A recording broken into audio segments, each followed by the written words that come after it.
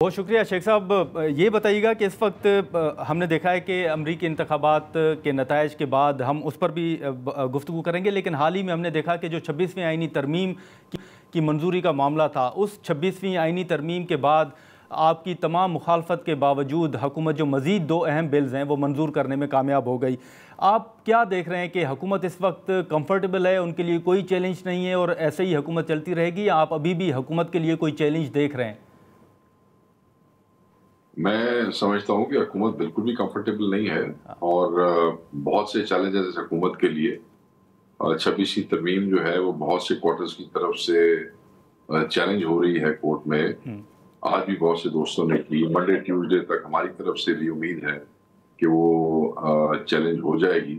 अच्छा। मैं दूसरी बात ये समझता हूँ कि जिस तरीके से हुकूमत बिहेव कर रही है, जिस तरीके से पॉलिटिकल एक्टिविस्ट उठाए जा रहे हैं, जिस तरीके से MNAs अगवा किए जा रहे हैं, इवन 26वीं तरमीम के बाद भी, इन बिलों के बाद भी ख्वाजा शराज साहब को उठाया गया, सादुल्ला के घर को तोड़ा गया, हाजी इम्तियाज और हाजी जो एजाज चौधरी साहब हैं उनके घर पे तोड़ फोड़ की, और बहुत सी चीजें हैं जो अभी तक ऑन रिकॉर्ड नहीं लोग ला रहे।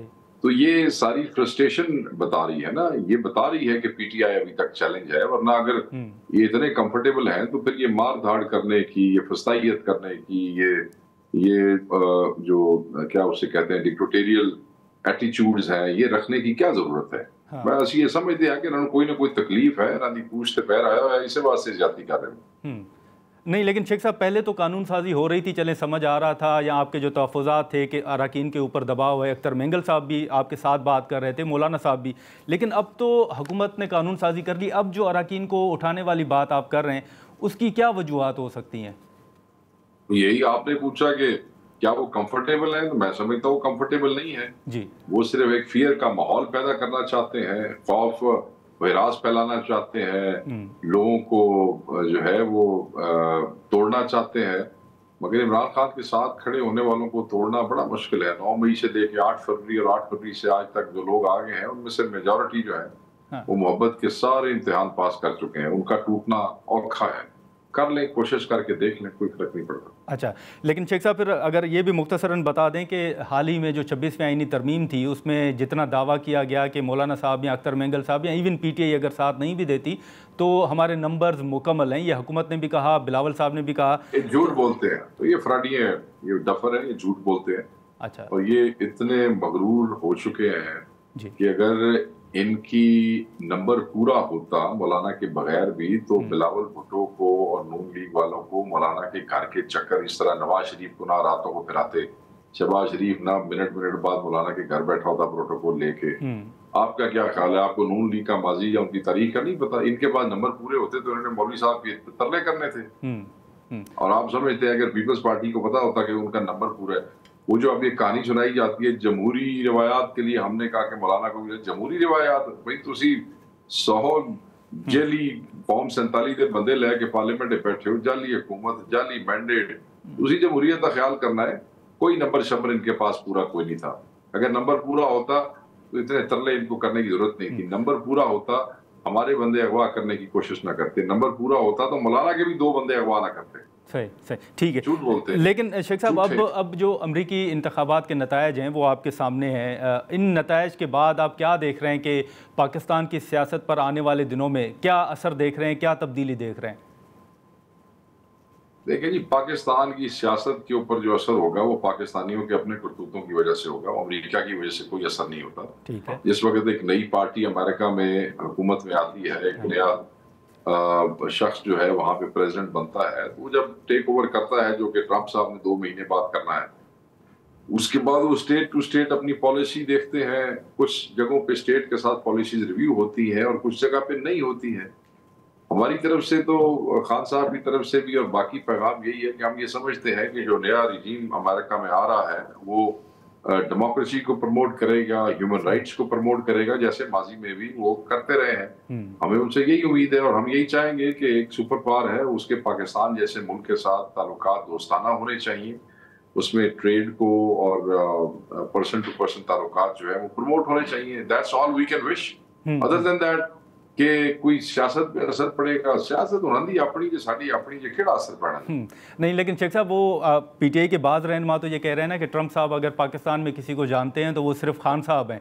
फिर लतीफ़ खोसा साहब ने हमारे ही प्रोग्राम में कहा था कि 5 नवंबर के बाद तब्दीली आएगी और ट्रंप अगर सदर बन जाते हैं तो वो इमरान खान की रिहाई के लिए यकीनन किरदार अदा करेंगे। तो आप समझते हैं कि वाकई पीटीआई को कोई तवक्कुआत हैं डोनाल्ड ट्रंप से? पीटीआई को तो अल्लाह की ज़ात से तवक्को है।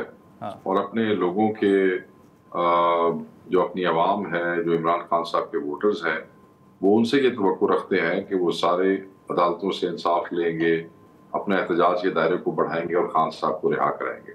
जो आपको लतीफ़ खोसा साहब ने कहा, हमारे बुजुर्ग हैं, हमारे सीनियर हैं, हमारे MNA हैं, साहब का गवर्नर है, उन्होंने भी कोई गलत नहीं कहा है, क्योंकि डायस्पोरा जो है उसने मेजॉरिटी ने वोट किया है ट्रंप को और उसमें मेजॉरिटी जो है वो पीटीआई की हाथ में। अब जब हमारे दोस्तों ने वहां पे ट्रंप साहब को वोट किया और वो जीत गए तो नेचुरली देयर इज वो एक खुशी का एक माहौल है। ऑब्वियसली आप यहाँ एक काउंसलर को भी वोट दें और वो बन जाए तो आप बड़े खुश होते हैं, और वहां तो उन्होंने सदर को वोट किया और वो बन गया, वो खुश हैं, और वो क्योंकि हमारे हैं तो हम उनकी खुशी में खुश हैं। अब कल अगर कैंपेन में किसी ने उनसे को वादा शादा लिया है कि जी जब आप आएंगे तो आप हमारी हेल्प करेंगे, तो वो एक जाती मामला है वहां पे उन दोस्तों का, और हो सकता है उसका कोई असर हो भी सही।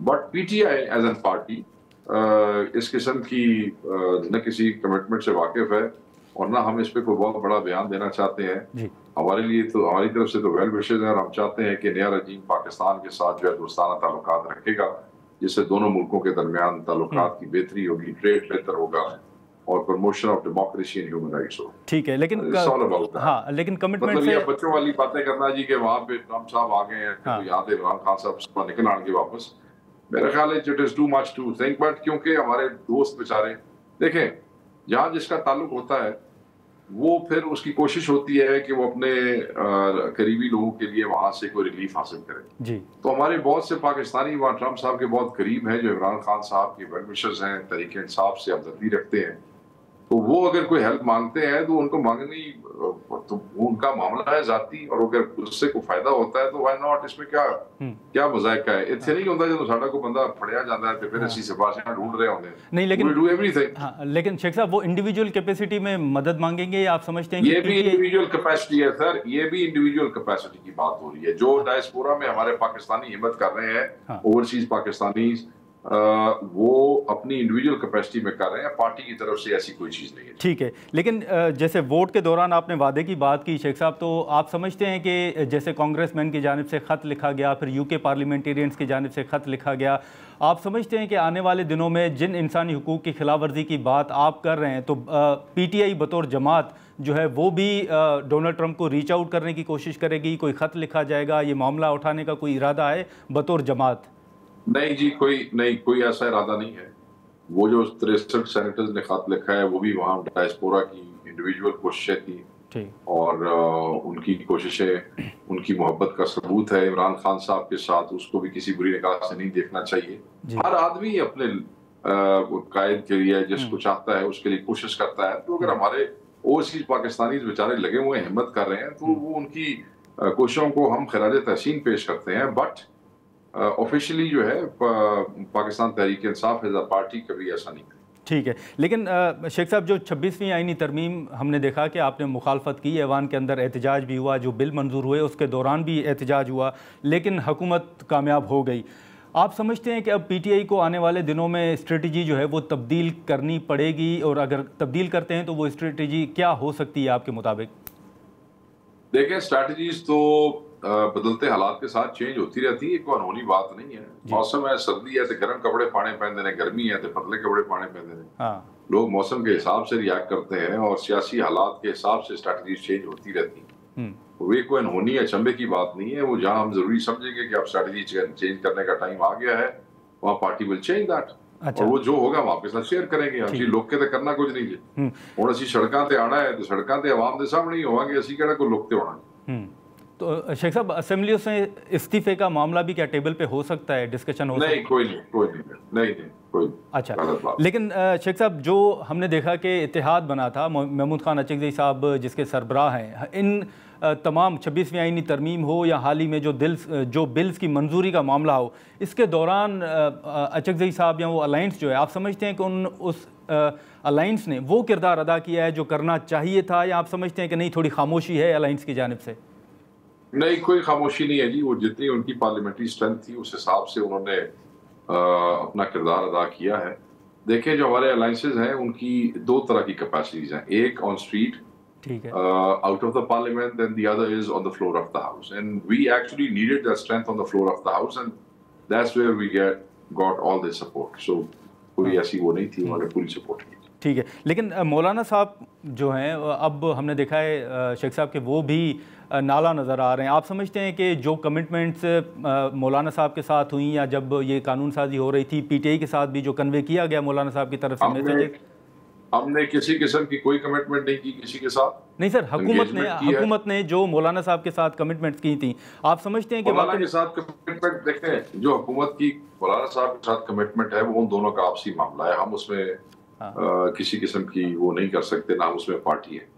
हमारी एंगेजमेंट मौलाना साहब के साथ थी और हम उन्हें कायल कर रहे थे कि आप इनको वोट न दें। ठीक है, इस सारी एंगेजमेंट के दौरान वो ड्राफ्ट तो टोन डाउन जरूर हुआ, बट अनफॉर्चुनेटली मौलाना को हम उस तरीके से कायल न कर सके और उन्हें वोट वहां पे दिया।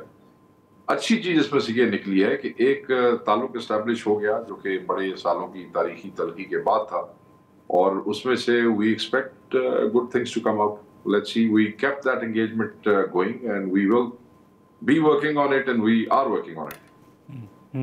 लेकिन शेख साहब, आपने ख्वाजा आसिफ साहब का बयान सुना होगा बुशरा साहिबा की रिहाई के बाद। वो तो इस पे भी सवाल उठा रहे हैं कि बुशरा साहिबा बनीगाला और जमान पार्क में रहने की बजाय वो पेशावर क्यों गई हैं? ये पीटीआई की स्ट्रेटजी है सर, या उनका अपना फैसला है कि वो जहाँ रहें उनकी मर्जी है?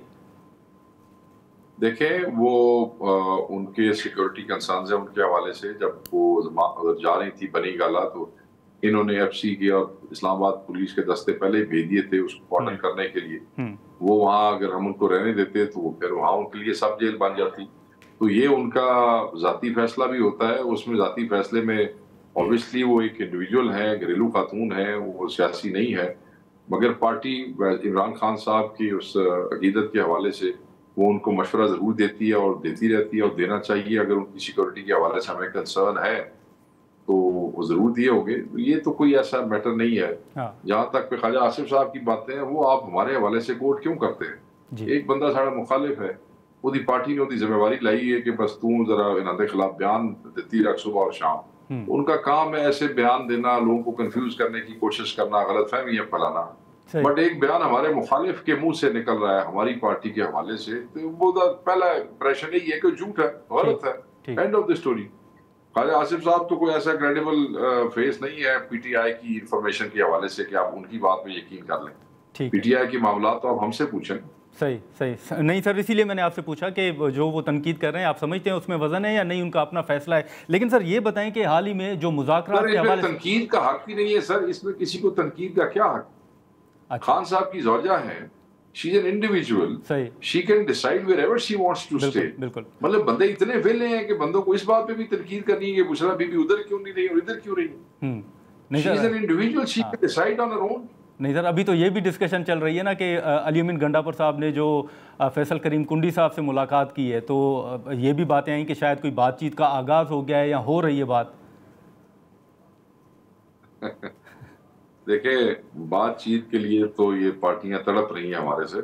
अच्छा, अगर अली अमीन ने गंडापुर ने बात करनी होगी तो बहुत से और चैनल्स हैं जो गवर्नर से बहुत आगे के चैनल्स हैं। मैं नहीं समझता कि ये भी अगर किसी की इख्तरा है कि वो वहाँ पे क्यों गए हैं, इसलिए गए हैं, तो मैं तो नदी अकल सलाम ही करूंगा, और तो मैं कुछ नहीं कर सकता। नहीं सर, कौन सी जमातें तड़प रही हैं? क्या कोई राब्ता हुआ है वैसे कि उन्होंने राब्ता किया और आपने इनकार किया?